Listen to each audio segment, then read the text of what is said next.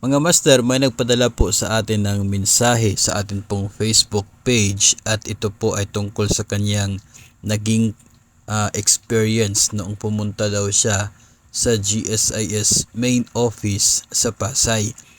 Kasi may inayos daw siya doon at nagtanong siya tungkol sa expanded MPL. At ang sabi sa kanya ng taga GSIS ay meron daw talaga itong expanded MPL na ito ngayong taon daw. May inaayos lamang sila doon sa mga private lending institutions.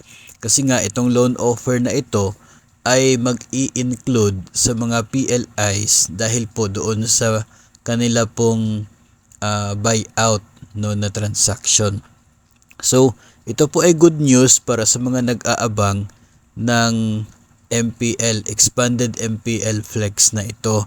Ang sa atin lamang po mga master ay hanggat hindi po magkaroon ng official na announcement si GSIS sa kanila pong website o sa Facebook page ay hindi po magiging official.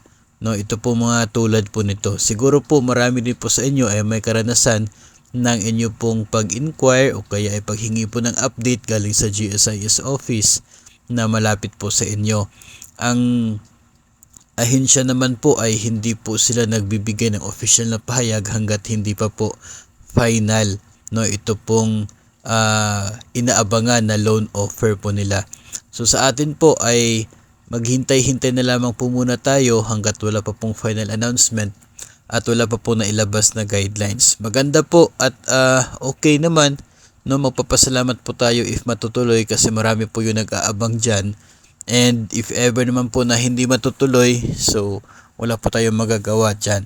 Para po sa mga nag-aabang sa Expanded MPL Flex, ay maghintay lamang tayo siguro ng mga ilang linggo o kaya ay buwan. Hintayin lamang po natin yung official announcement ng GSIS.